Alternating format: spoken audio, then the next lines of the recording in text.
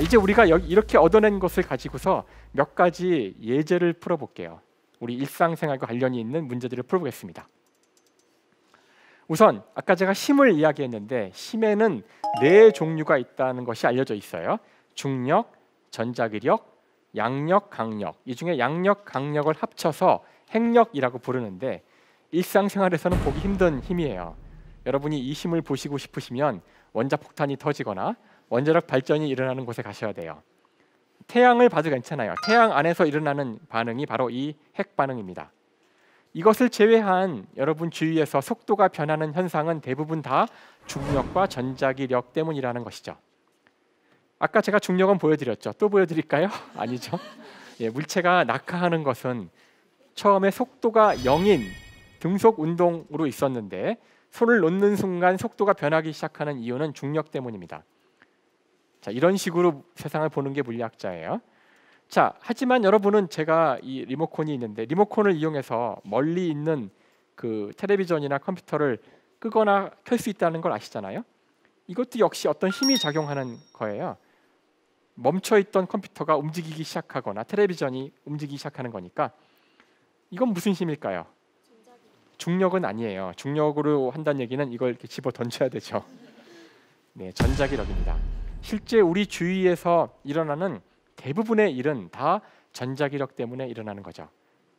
실제 원격 제어에 사용할 수 있는 힘은 전자기력밖에 없기 때문에 바로 전자공학만이 여러분이 원격 제어에 사용할 수 있는 기기를 만들어낼 수 있습니다. 전기와 전자가 중요한 것이죠. 힘의 중요한 특성 가운데 하나는 힘은 두 물체 사이에만 작용합니다. 혼자서는 힘이 없어요. 두 개가 존재하면 둘 사이의 관계로서 힘이 주어지는데 저는 오늘 가장 중요한 중력과 전자기력 이야기만 잠깐 해보려고 해요. 또 수식이 나왔네요. 자, 중력은 거리 제곱분의 두 질량의 곱으로 그 크기가 주어집니다. 제가 이 식을 보여드리는 이유는 바로 전자기력이 이것과 똑같은 형태이기 때문에 그렇습니다. 놀랍게도 똑같죠. 물론 오늘날 물리학자들은 이것이 왜 똑같은지를 알고 있어요. 오늘 여기서 이야기하기엔 너무 긴 이야기가 될 것이라 하지 않겠지만, 그래서 이와 같이 우리의 가장 중요한 두 가지 힘의 형태가 똑같다는 것, 이것이 우주에서 보게 되는 수많은 행성들의 모습과 행성의 궤도와 가장 작은 원자들의 모습이 거의 유사한 운동을 한다는 것을 설명해 줍니다. 자, 어쨌든 여기서 F는 ma와 이 중력에 대한 식을 사용하면은 갈릴레오가 했다는 중요한 실험 있죠. 피사의 사탑에서 무거운 물체와 가벼운 물체를 떨어뜨리면 동시에 떨어진다는 그 유명한 실험이 있습니다. 그 실험을 사람들이 믿지 않았기 때문에 갈릴레오는 사람들 앞에서 논쟁도 해야 했고요. 당시 피렌체의 권력자가 갈릴레오를 초대해서 당시 학자들과 막 싸움도 붙입니다.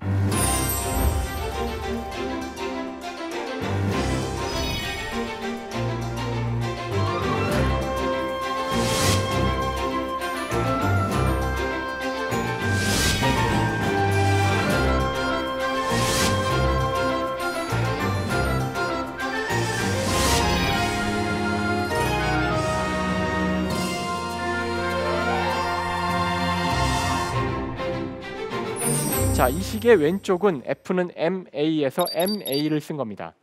여기서 m은 떨어지는 물체의 질량이죠. 오른쪽은 중력이에요. 물체가 떨어지는 이유는 지구와 물체 사이에 작용하는 중력 때문입니다. 그래서 이 식에는 지구의 질량과 물체의 질량이 나오죠. 거리는 물체와 지구 사이의 거리인데 지구의 반지름이 너무나 크기 때문에 이 움직임은 사실 무시할 만해요. 그래서 저 거리는 그냥 지구의 반지름입니다. 이 식에서 보시면 등식의 양쪽에 모두 다 물체의 질량이 나오기 때문에 간단한 수학을 이용해서 지워버릴 수가 있어요. 따라서 지구에서 떨어지는 모든 물체의 가속도는 그 물체의 질량과 상관이 없다는 것을 볼 수가 있고요. 이것이 바로 갈릴레오가 했던 그 유명한 실험을 한 줄로 증명하는 겁니다. 여러분은 여기서 수학의 강력한 힘을 보실 수가 있어요. 자, 두 번째 들 이야기는 천상과 지상을 하나로 합치다는 것인데요. 이게 무슨 이야기냐면은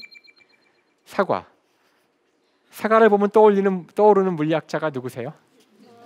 네, 뉴턴이죠.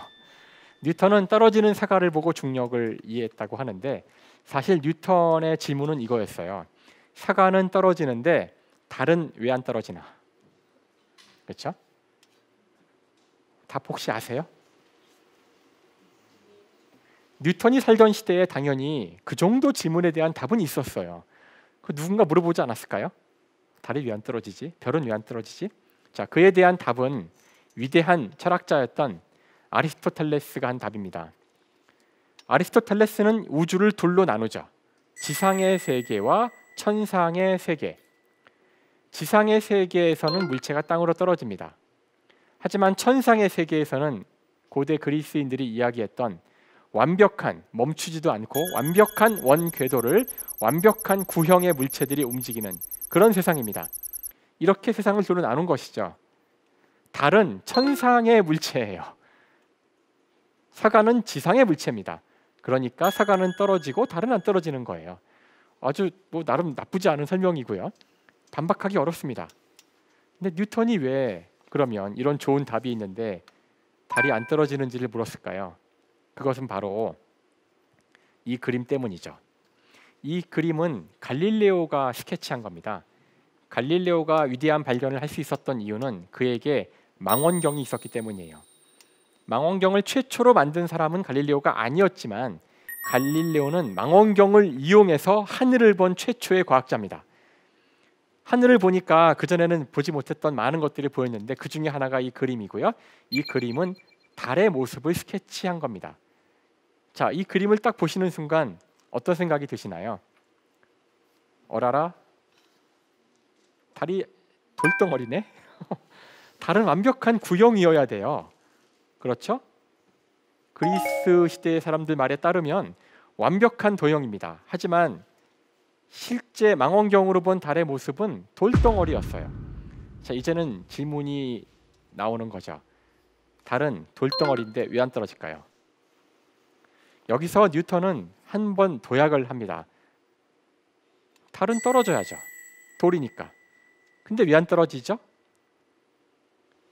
말이 안 되는 얘기죠. 이 말 자체가 안 돼요. 떨어져야 되는데 안 떨어진다. 그래서 질문이 바뀌어요. 달은 떨어집니다. 돌덩어리니까. 그런데 왜 땅에 닿지 않을까? 아까하고는 달라요. 그렇죠? 달은 떨어지는데 땅에 닿지 않습니다. 어떻게 하면 떨어지는데 땅에 닿지 않을 수 있을까요? 가능할까요? 가끔 학생들이 좋은 아이디어를 내는 경우가 있는데, 자, 물체가 떨어지는데 땅에 닿지 않는 방법은 땅도 같이 꺼지는 겁니다. 그렇죠? 아주 기가 막힌 아이디어예요. 실제로 이게 답이에요. 이게 무슨 말이냐고요? 자, 제가 이 물체를 그냥 놓으면 땅으로 떨어지지만 던지면 날아가다가 떨어집니다. 세게 던지면 더 멀리 날아가다가 떨어지지만 결국은 땅에 떨어집니다. 자, 그런데 이 그림을 잘 보세요. 지구에서 대포를 쐈는데 원래는 등속 직선 운동을 해야 되는데 지구의 중력 때문에 떨어집니다. 휘죠. 그런데 자세히 보시면 대포알이 떨어지는 동안 땅바닥이 꺼지고 있네요. 아니죠. 땅바닥이 꺼지는 게 아니라 지구가 둥근 겁니다. 지구가 둥글어서 대포알은 계속 땅으로 떨어지는데 지구가 둥근 만큼 땅이 꺼진 효과가 나오는데 땅이 꺼진 거리가 이 돌의 또는 이 폭탄의 낙하 거리와 똑같아서 이 돌은 계속 떨어지지만 땅에 닿지 않는 거예요. 이거 진짜 멋있지 않나요? 그래서 이런 식으로 뉴턴이 달이 땅에 떨어지지 않는 이유를 설명하는데, 여기서 중요한 것은 달이 사과와 똑같이 행동하고 있지만 땅에 닿지 않는다는 답을 낸 것이 중요한 거죠. 이렇게 뉴턴의 역학은 지상과 천상을 하나로 통합합니다. 이제 하늘에 있는 별들을 이해하기 위해서 천상을 기술하는 역학이 필요 없어요. 사과가 떨어지는 역학을 이용해서 하늘에서 움직이는 모든 별을 설명할 수 있고, 곧 뉴턴은 자신의 F는 ma를 이용해서 태양계 내의 모든 행성들의 그 위치를 다 구할 수 있게 해주죠. 더 나아가서 우리 은하와 우리 우주 전체를 이해할 수 있게 해줍니다. 이렇게 천상과 지상을 단 한 줄의 수식으로 통합할 수 있었던 것입니다. 진짜 멋지지 않아요? 이것이 바로 물리학자들이 하는 일이었던 거죠.